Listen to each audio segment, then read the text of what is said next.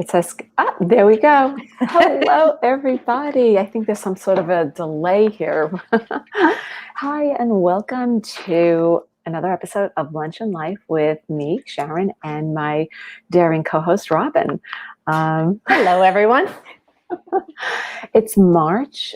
I can't believe it. I don't know, February went by really quickly. Now we have a transition month, right? From winter to spring. The change in time. So Robin and I thought, let's just dive into this with that shift in seasons of how can we start by decluttering, detoxing, and understanding what that means to set ourselves up for a way to spring forward and then enjoy summer. So it's so interesting how it all ties in together. And Robin's frozen.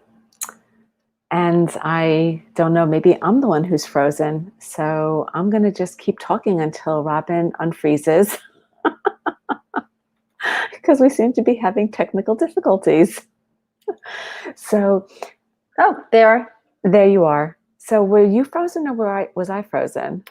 Well, I guess I was, because I was talking and you were telling me I'm frozen. So, and then we went black. I don't know if you went black, but I went black. So, okay. So, what would be interesting is if we open up YouTube and see what happened there. But anyway, we're back. So I'll quickly recap what might have been frozen from both of our ends, because the screen might have gone black for all of you who might be watching this.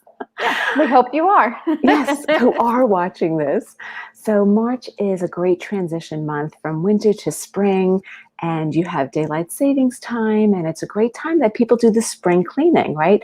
They start to clean up their homes, and we're going to break this month down with decluttering, detoxing the home, the mind, the body, and give you tips so that you could do this in a way that doesn't feel overwhelming, right? Because it's all about how can I add to my lifestyle. Absolutely. And I'm a big proponent of it, and I'm in that mode right now. I almost feel like I'm nesting, which I'm not, but I am. I'm in this cleanup, and as I clean up and I start moving things, it's almost amazing. Like when you talk about spring cleaning and you get behind things, what builds up, and just kind of the metaphor of dust behind the couch, that you think you're keeping your place clean, but not so clean when you get down there and you look. But let's declutter, because, when we are cluttered, and we've talked about this earlier, but this is the perfect segue into when we do declutter, we open up for new. So when we do declutter, and we're going to talk about home, when we do start going through things, if something's been there and you haven't used it or looked at it, and we're just holding on to just hold on, you got to make a decision, right? Is it serving me or is it not serving me? And so let it go. Absolutely. And we decided to start it with the home first because that's the simplest way, because they're objects that we can look at and we can clean behind. Mm-hmm. And it's, we can touch it, we can feel it, and we can do something about it, as opposed to let's detox our bodies. What does that mean? Mm-hmm. So by clearing our space and creating that space, whether it's the office or the home, then we can take a breath and allow, as you said, that energy to clear, to make way for what's new. So, let's continue with what space works for you. You, Robin, not like you, the audience, because as you're spring cleaning, where did you start? For me? Yeah. Well, I started moving things around and actually sort of redecorating, so lightening things up. But I did go through my kitchen. I went through the pantry. It's easy to buy and not remember what's in the back. And then I went to the refrigerator, and actually I just got done with the freezer. I just totally emptied it out and decided, things that are sitting there that you forget you buy, and moving everything forward and cleaning the shelves and just deciding and organizing, right? What vegetables do I have? What frozen foods do I have? What do I not want to have in there? And then it opens up that whole menu of, oh, wow, I really could get a little creative and use this up. So I literally went from kitchen cabinets to the pantry to the refrigerator to the freezer. And are you still in the process of doing that, or did you finish that? I finished that, and now I'm into my counter spaces. So I've done my cabinets, pots and pans, and it's actually interesting because out of my three kids now, my second one is leaving the area, so kind of we don't need 12 of the same sort of pots. Um, so does he want anything? We have a lot of duplicates of things, so I moved away, I moved back. We now have new on new on new. So does he want it? And it's interesting how, I don't know if you find this, that sometimes your children don't necessarily want what you have that you think they're going to want. Mm-hmm. So it's like, okay, well, if I don't need it, let me donate it to somebody or an organization that can pass it on to another loving home. But so cleaning that stuff out, because it's just taking space, right? Yeah. And when it feels so good, it feels so, it relieves the energy. It just feels so much more open and clean, and you can find things. And it's Yeah. the same scenario for the brain. You can find things. Right, right. Oh, that's such a good point. And we'll definitely talk about that part next week. And I think for everyone who's watching, the key is, picking one room at a time, because we get overwhelmed Mm-hmm. and we feel like it has to be all or none. And then we start in one room and we go to another room, we go to a third room, and there isn't one area that's cleared. Mm-hmm. So you starting with your kitchen and purging and cleaning it out, especially because you loving to cook, it's such a natural space to want to clear.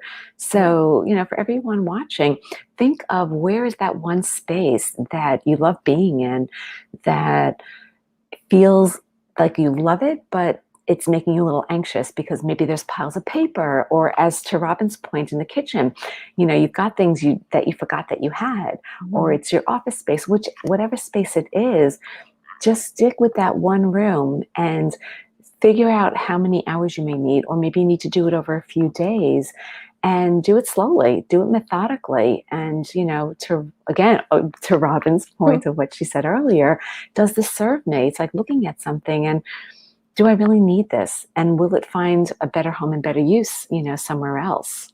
Right. And that's what I did as far as and now the kitchen is virtually done. Right. So, and I really do suggest go slowly, and it doesn't have to happen all in one day, as you said.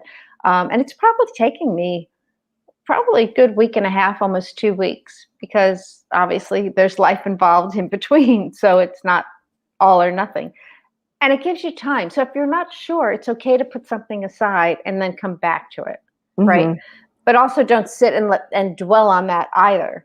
Right. So you're gonna have to make that decision of, if it's, let's just say a pot or something like that. If it's something that you like, but you're not using and nobody else wants it, and it's taking up space and you're never going to use it because, for instance, you and I were empty nesters, or we're not cooking for a family of 5, and we don't need, the giant casserole.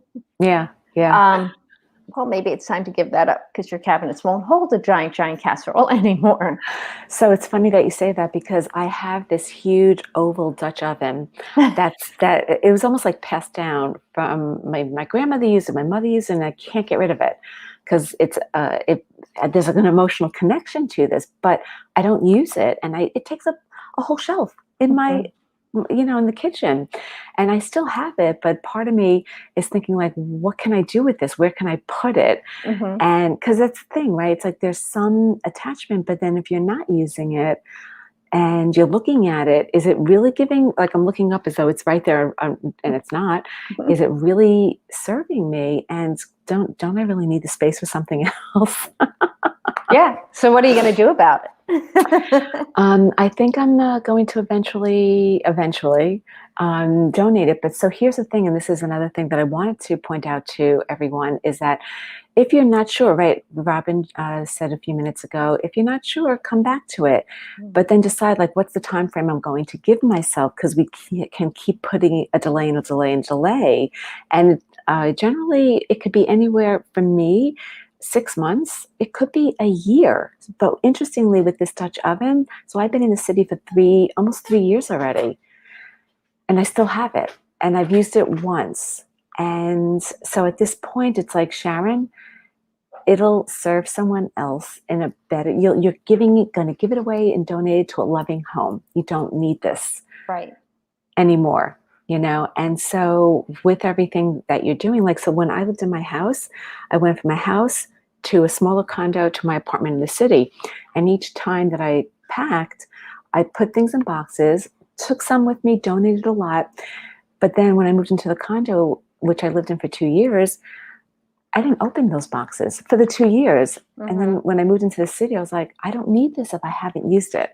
So the time frame, depending on your space and how much room you have to store, is really up to you, right? But I would say the maximum 6 months to a year, because at that point you'll have used it, don't you? I mean, what do you think, Robin? I totally agree with you. I totally agree. You know, we downsized from the house to a townhouse, and then when I moved to the apartment, so I totally downsized my closet. You know, things that I'm not wearing, using, things like that.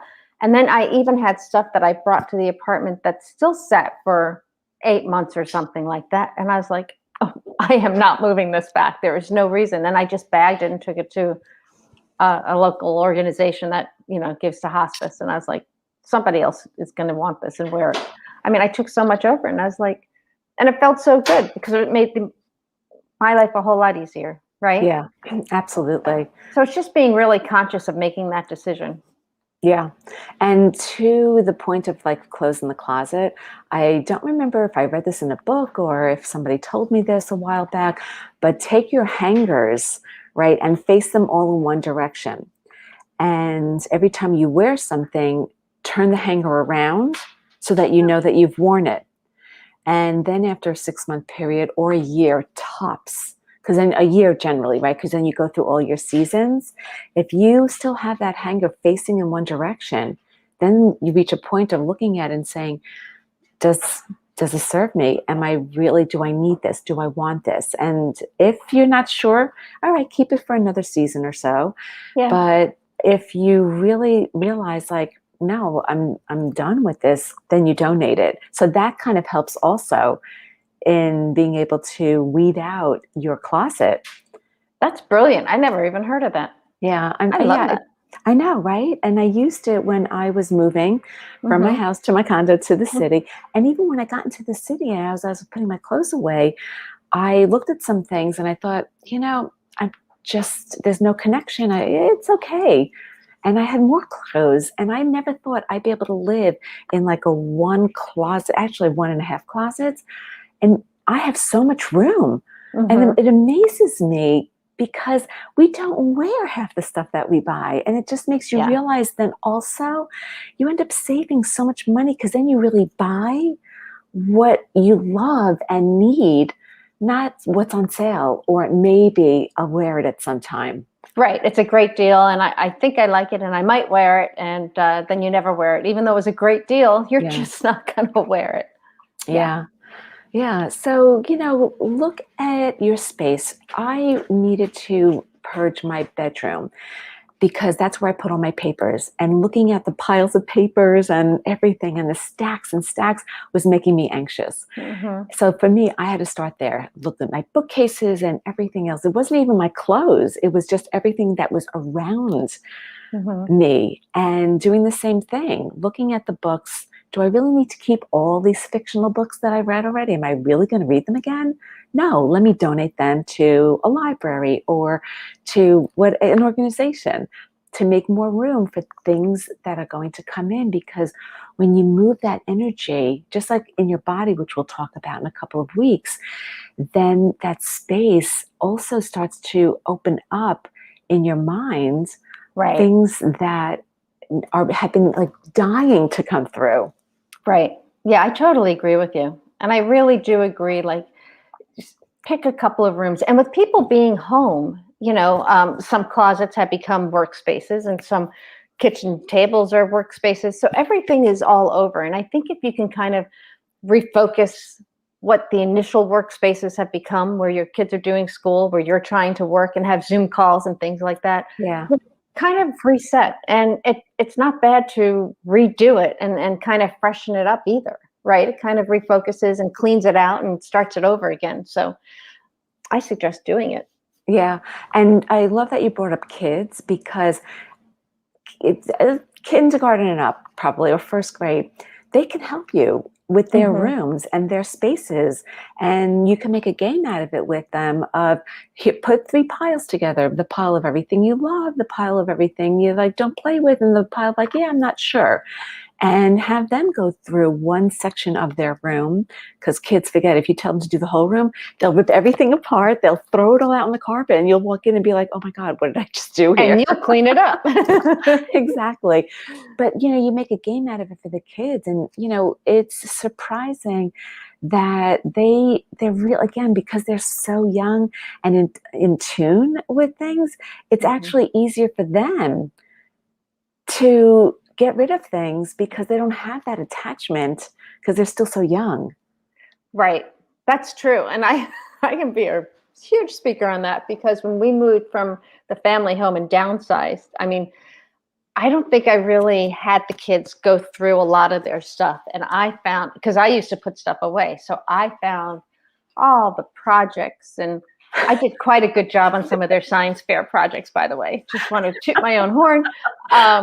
I found all that stuff, and just, you know, trying to get them as young adults back to really make that decision was hard, because they were Mm, starting to live their own lives. yeah, But yeah, we had lots of stuff to go through, and we still yeah. have things to go through. Yeah, I did the same thing with my kids as they were young adults also. When we were moving, I too, I had these boxes of all their projects and from like when they were in nursery school. And the things that I kept were the books that they made. They published their own little books. Yeah. And I did keep a few art projects that were actually really beautiful. And I had framed a couple of them to Hmm. hang up. And then the rest of them, I took pictures of it. And then created like a digital scrapbook of their artwork. Oh, that's good. Right. So that's an idea too. It's like you feel like, oh, I don't want to get rid of my child's artwork, right? Their Mhm. finger painting and their handprints. You don't have to get rid of it. You could just categorize it, and take pictures and make a digital book for them Right. so that it's a keepsake Right. for all of you. And certainly they do, they come home, need to go through their stuff because I told my kids, if you don't, I will, and I'm going to decide. So if there's something you want, Yeah. you better, otherwise it's gone and there's no getting it back once I donate it. Yeah. And I've done that, especially recently. I'm like, you have exactly this trip to figure it out. Yeah, It's all yeah, on you. If you don't, it's all mine to decide. And I did yeah, that with my oldest, who's left a ton of like clothes, for instance. And I was like, you've been living, when he moved to Texas, like you've yeah. been living away for now 2 years, and you've never asked for any of these clothes. Therefore, somebody else can have them. Yeah, exactly. I did that with my oldest also when he went to San Francisco. It was kind of like, yeah, you're not here anymore, and this room is still packed with a lot of stuff that you Right. don't need. Exactly. So I think that's quite a lot of tips that for people to get started with the decluttering. And we'd love to hear in the comments below what you tried, what works, what let us know some tips that we can share with other people because even the idea of the clothes hangers and changing them around or taking pictures of your kids' artwork. There's so many ways to save things and to declutter. So let us know. Write it in the comments below. Absolutely. And again, suggestion is pick one space at a time and get through that and move to the next. Yes. And as always, if you love these tips, you know anybody that would benefit, share it. Make sure you subscribe to our channel and leave some comments, like the page, Please and do. Please do. And we'll see you next week with our next section of decluttering the mind.